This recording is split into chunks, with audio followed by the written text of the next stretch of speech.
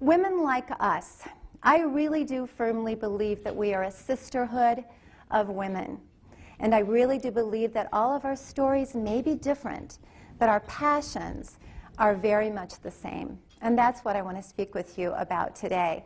And I also have to tell you that this is I've done a lot of writing over the years, but this is actually my first book. I'm very excited about it. My picture is on the cover. And when they asked me to put my picture on the cover, I thought, well, it's kind of a little egotistical, isn't it, to have my picture on the cover? I don't know how I feel about that.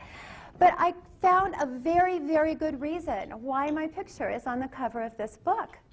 We were traveling to Hawaii in January. Of course, we'd anticipated the plan. We were ready to go. We packed. We were on our way to the airport. How many of you have ever changed your purse before you go on vacation? Yeah. Well, guess where my driver's license was? In the closet, back at home in my purse. So I'm very, very upset, and I'm wondering how I'm going to even get on the plane. And Jim is going, don't you have any photo ID? Isn't there what about a Costco card, something?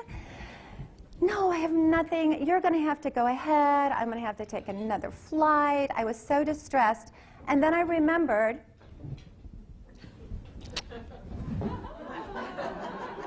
there's my picture. There's my name. And I got all the way through security showing them my book. So if you do write a book, put your picture on it, carry it, it comes in handy. And the bonus with all of that was that I actually sold a few.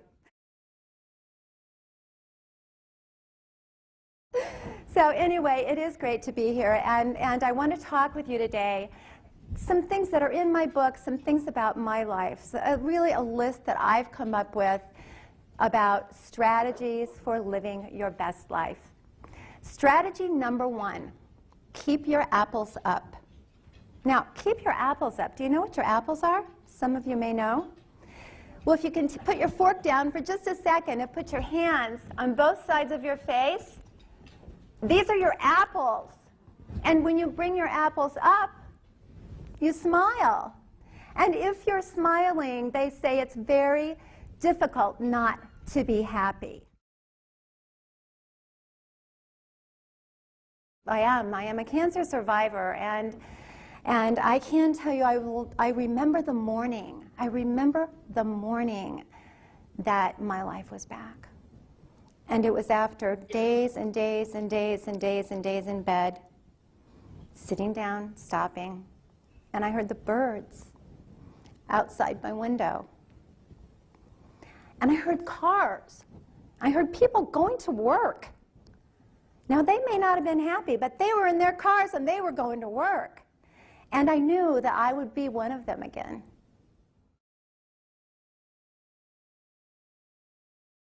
Are any of you familiar with International Women's Day? Good for you. I'm in the business of women, and I didn't know about it.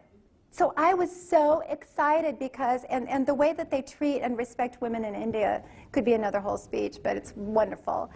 So I was so excited that I thought I have to get there. They were having a big rally at the Kennan Square in Delhi. They were having a big rally for International Women's Day. And Sonia Gandhi, who is the president of the Women's Party, was speaking. Well, my gosh, I'm all about women. I'm writing my book. I've got to get to this rally. So we found a taxi driver, and he took me there. And when I got to Kennan Square, we were going deeper and deeper and deeper into the city of Delhi, and I could definitely tell that it was not a tourist area, right? I was sure that I was going to get a little out of my element here. And when we got to the rally, it was a space probably about as big as a football field. And I was walking to the entrance to get in, telling my driver to please come right back here in an hour. And I realized that I was definitely, I did not see another American. I did not see another one. Now, there were thousands of people at this rally. So I got in, and it was actually the first time I was a little bit feeling like maybe I'd made a bad decision, because no one was speaking English at all. And as I'm kind of caught up with all of these people, I see a group of women. And so I think, well, I'm going to go, you know, women, I trust women. We know one another. We kind of get it. So I walked over to this group of women, and I said, excuse me, could you help me? Where would I go to hear Sonia Gandhi speak? And they looked at me with blank faces because they didn't understand what I was saying at all. And they all had on these hats, these like baseball caps for the Congressional Party. It said it had the symbol across the front. So they just looked at me and kind of raised their hands up like that. And I thought, uh-oh. So I turned to walk away, and I was maybe 2 minutes away, and I felt a tap on my shoulder. And these women had come back to get me. And they took one of their hats and put on my head. And in their way of communicating with me, they told me to come along with them. They put their arms around me, and they said that they would take care of me. And before I knew it, I was standing up with their whole families, and people were taking pictures of me and all of them. And I didn't even, again, we couldn't communicate. And then finally they shuffled me over to where they were sitting, and they sat me down, and there were more cameras.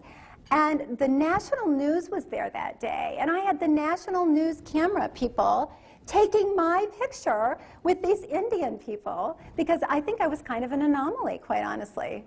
So, and then pretty soon they put a piece of paper in front of me, and they wanted my autograph. And then someone did come up that could speak some English. The communication was, one woman said, my son is a policeman. And another woman said, and my daughter is a carpet salesperson.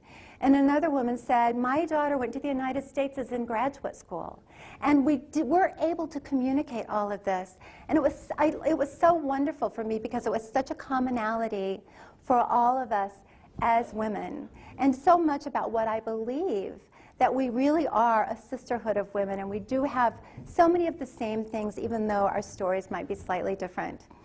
And they invited me to come to their house for tea. It was my last day in India. I couldn't possibly have done that. And when it was time for me to go, they walked me all the way out to the exit, hugged me, made me promise that I would write to them, and I did, and told me goodbye. And between that trip to India and that experience with those women, it was truly a powerful day for me, and certainly a reminder that we are all women like us.